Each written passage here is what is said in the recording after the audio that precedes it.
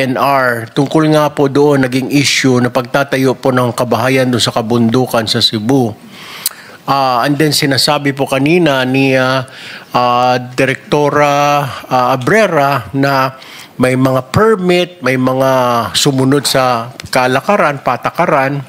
Pero paano yun? Paano natin papaliwanag sa taong bayan na kabundukan po yung magtatayo tayo ng bahay doon? Kahit na sabihin natin pinag-aralan, may mga studies tayo doon.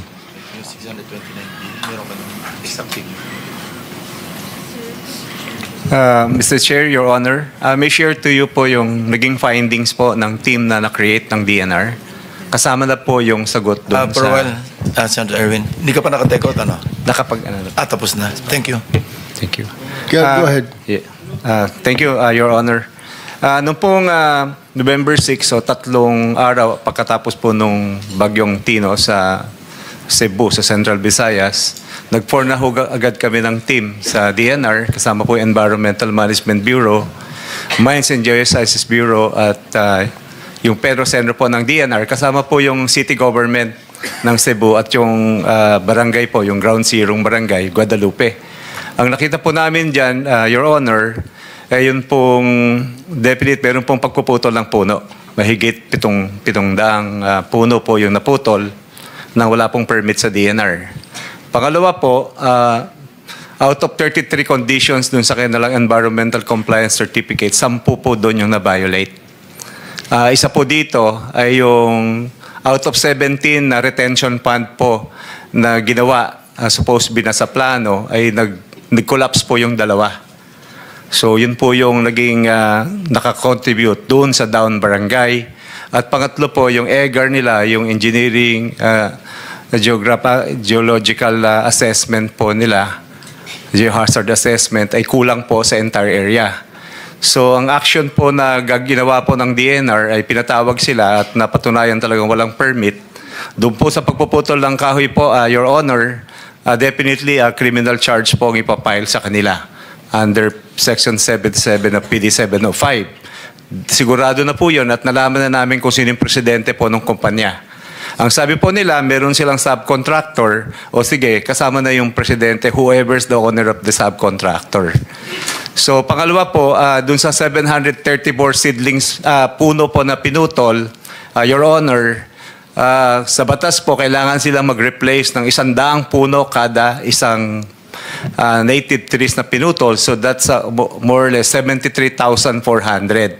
At kami po sa DNR, hindi po kami papayag na seedling ang kanilang ipalit. Kailangan puno sa puno. So 73,000 po kapalit ng 700. Kailangan po nilang itanim yan sa lahat ng open areas ng kanilang project. 140 hectares po yan, by the way, Your Honor. Malaki. So kailangan itanim nila yun. Kung sobra yon, pipili po kami ng mga katabi o yung mga kabundukang malapit doon para doon itanim. Sa kanila po yung gastos. Para po dun sa na-breach, kailangan pong i-repair nila yun po. At para po sa kaalaman ng committee at ng publiko po, stop po ngayon ang operation ng Monterasas de Cebu. Meron na pong notice of violations at stoppage order. At I can assure you po, as of Wednesday, hindi na po sila mag-ooperate except yung i-repair po yung nasirang detention fund at saka i-dissolve po nila kasi baka bumalik po yung bagyo po. So, yun po yung gagawin. Kailangan may instant forest sila. At hindi po yun malilip. Wala pong gagawin. Ngayon po naman, Your Honor, yung assurance po ng tanong nyo, paano naman po yung mga development. Ang pagkakamali po kasi, Your Honor, pag na-issue ng ECC, akala nila permit na yan. Assurance, nakalagay lang sa wall nila. O, may ECC na ako, mag-operate na ako. Mali po yun.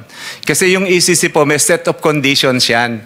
Kaya po dapat sila, isa-isa po ay tinitingnan nila kung sinusunod ba nila yung environmental compliance certificate. Meron pong pollution control officer, lalo na po ito, napakalaking kumpanya nito. Natitingin po dun sa isa na condition po. Para naman po, kahit na itong land development, unfortunately, Your Honor, titulado po itong 140 hectares. 118 titles po ito na nabili siguro ng kumpanya, pinagdikit-dikit nila at dinevelop po. At for legislation purposes, gusto ko pong i-share na meron po kasing batas, Your Honor, Presidential Decree 1998 signed in 1985 na ini-exempt po ang Cebu at ang Benguet na those lands more than 18% slope can still be categorized as alienable and disposable. Kaya po pala marami ding development yan na titled property, even though you can see, napakataas na yan bakit titulado pa yan? So yun yung siguro, and these are all titled. What we can do is just to be very strict in terms of monitoring because we cannot prevent them from developing the area into subdivision. Kaya lang po, Your Honor, tama kayo. Dapat bantayan natin munang mabuti. At sila naman being responsible, should also be doing their their part para po naman ma-maintain kasi this is where they're going to do their business, nasa taas po sila kasi. So ang yun po kasi talagang mainit po yung tao po, Your Honor, sa Monterrazos de Cebu. Pero I can assure you po, kaya lang we cannot show it dito po sa atin, but we can submit it to you, na doon po sa mga nabaha. I'm not saying na hindi po naging contributory Monterrazos de Cebu. Pero ito po, example lang po.